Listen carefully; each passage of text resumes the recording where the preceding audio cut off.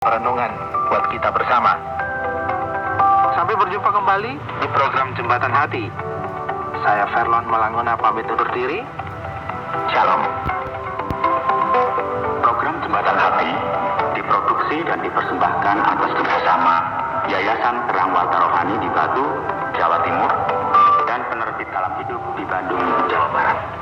Program ini dengan sederhana menyoroti dan memaparkan kondisi hati manusia dan karakter manusia di bawah terang firman Allah.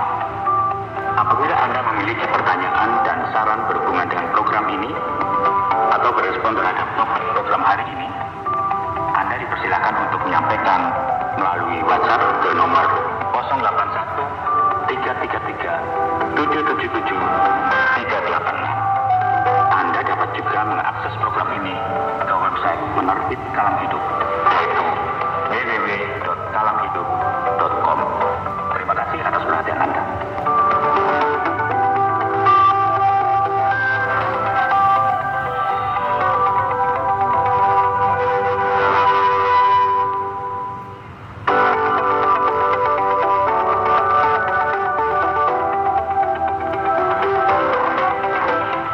Shalom pendengar, selamat berjumpa kembali dalam program Jembatan Hati. Senang saya Verlon Malanguna bisa kembali berjumpa dengan Anda semua. Dan topik yang akan kita bahas dan simak bersama hari ini yaitu Alkitab yang terbuka. Mari bersama kita mengikuti dan menyimak narasi berikut ini. Sahabat, seperti yang telah disebutkan tadi, topik untuk kita pada edisi ini adalah Alkitab yang terbuka. Topik atau judul ini tentu merupakan sebuah frasa. Kata dan frasa ini secara fisik atau secara harfiah berarti sebuah buku yang disebut Alkitab yang sedang terbuka untuk dibaca. Namun tentu saja frasa ini, Alkitab yang terbuka, juga memiliki arti simbolis yang harus dilihat pesan yang terkandung. Misalnya bahwa Alkitab atau firman Tuhan itu terbuka bagi siapa saja yang ingin membacanya. Bukan hanya bagi orang yang beragama Yahudi atau Kristen, tetapi juga bagi siapa saja yang ingin mengetahui isinya. Bagi orang Yahudi dan Kristen, Alkitab adalah kitab suci yang menjadi dasar dari seluruh kehidupan, secara rohani maupun jasmani. Para curious people yang selalu ingin tahu pasti mendapat banyak pengetahuan baru. Bagi para ilmuwan, Alkitab dapat menjadi sumber ilmu pengetahuan. Misalnya, ilmu pengetahuan sejarah. Orang-orang awam pun dapat dengan bebas, tanpa hambatan, membaca Alkitab sebagai salah satu buku sejarah. Karena memang Alkitab penuh dengan cerita yang bersifat sejarah. Oke sahabat, berikut ini saya ingin mengajak Anda untuk secara inspiratif sekaligus aplikatif merenungkan tentang Alkitab yang terbuka bagi setiap anak manusia yang hidup di dunia ini dan hidup dari masa ke masa dimanapun di bumi ini akan tetap berstatus sebagai manusia berdosa. Inilah status manusia yang telah memberontak kepada Allah, yang penuh keinginan berbuat dosa selama hidupnya. Status ini akan membawa setiap manusia kepada hukum kekal yang disediakan Allah bagi iblis dan semua pengikutnya. Itulah hukuman maut. Nah, sahabat, sebagai yang terakhir, saya ingin menyampaikan satu hal lagi yang dijelaskan oleh Alkitab yang terbuka ini, yakni tentang kasih Allah kepada manusia ciptaannya. Allah yang Maha Kudus dan Maha Adil menuntut manusia dihukum dan menerima hukuman maut kekal. Namun Allah yang Maha Kasih tidak tega membiarkan manusia terhukum untuk selama-lamanya dengan hukuman yang sangat dahsyat. Allah tahu bahwa bagaimanapun juga manusia tidak akan pernah sanggup melepaskan dirinya dari perhambaan dosa dan hukuman maut. Manusia itu dengan segala kecerdasan dan kehebatannya tidak akan pernah sanggup menyelamatkan dirinya sendiri dari dosa dan hukuman Allah.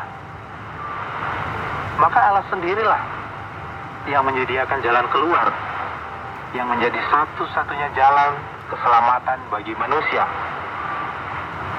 Agar manusia dapat diselamatkan dari hukuman maut. Dan manusia diberdayakan lagi untuk menolak godaan iblis yang selalu berusaha menjatuhkan manusia lagi. Untuk itu, Allah mengirimkan anaknya yang tunggal datang ke dalam dunia ini untuk menyelamatkan manusia dari kutuk dosa atas Adam dan Hawa dan seluruh keturunan manusia. Anak tunggal Allah itu bernama Yesus Kristus. Nama yang berarti Allah yang menyelamatkan, dan Kristus berarti yang diurapi. Hanya melalui Yesus Kristus dan oleh Yesus Kristuslah manusia dapat diselamatkan dari dosa dan hukuman maut. Hanya melalui kasih dan kuasa Yesus Kristuslah manusia dapat memperoleh kemenangan atas dosa dan iblis yang selalu menggoda manusia untuk berbuat dosa dan melawan Allah dengan bujukan dan tawaran yang sangat manis dan menyenangkan bagi keinginan daging manusia. Ini berita utama dari Alkitab yang terbuka. Sekali lagi, Alkitab ini memang terbuka bagi siapa saja pada segala zaman. Alkitab yang terbuka ini senantiasa bercerita tentang Yesus Kristus kepada manusia dan menawarkan jalan keselamatan satu-satunya, yaitu keselamatan di dalam Yesus Kristus dan oleh Yesus Kristus. Pendengar, kita sudah membahas dengan jelas topik kita tentang Alkitab yang terbuka. Semoga topik ini bermanfaat untuk Anda semua dan menjadi bahan perenungan buat kita bersama. Sampai berjumpa kembali di program Jembatan Hati. Saya Verlon Malangona pamit undur diri. Shalom. Program Jembatan Hati diproduksi dan dipersembahkan atas kerjasama Yayasan Terang Walta Rohani di Batu, Jawa Timur, dan Penerbit Kalam Hidup di Bandung, Jawa Barat. Program ini dengan sederhana menyoroti dan memaparkan kondisi hati manusia dan karakter manusia di bawah terang firman Allah. Apabila Anda memiliki pertanyaan dan saran berhubungan dengan program ini atau berespon terhadap topik program hari ini, Anda dipersilakan untuk menyampaikan melalui WhatsApp ke nomor 081 333 777 386. Anda dapat juga mengakses program ini ke website Penerbit Kalam Hidup, yaitu www.kalamhidup.com. Terima kasih atas perhatian Anda.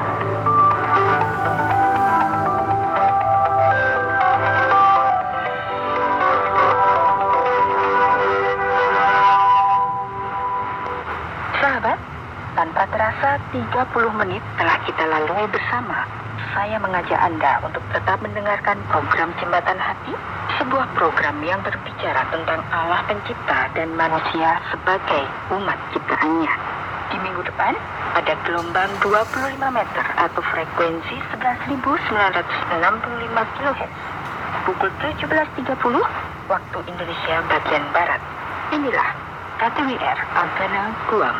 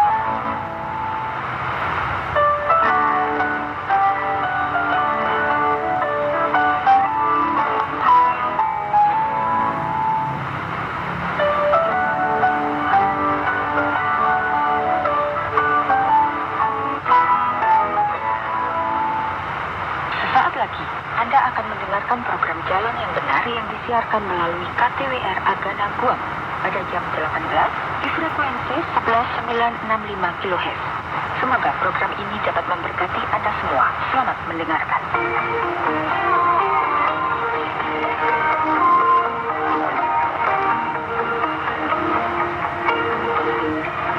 Selamat datang ke program Jalan yang Benar. Hari ini kita ingin mendengar kisah kehidupan Nabi Yunus. Dari kitab Yunus, dalam bab pertama, pada suatu hari Allah berfirman kepada Yunus, anak Amitai. Dia berkata, pergilah ke Nanawe, kota besar itu, kerana aku tahu penduduknya sangat banyak dan jahat. Perintah Allah kepada Yunus sangat jelas, memberi amaran kepada penduduk kota Nanawe supaya bertobat dari dosa mereka. Mengapa Allah melakukan itu? Kerana walaupun Allah tidak boleh bertolak ansur dengan dosa, tetapi Dia tidak mahu mereka binasa.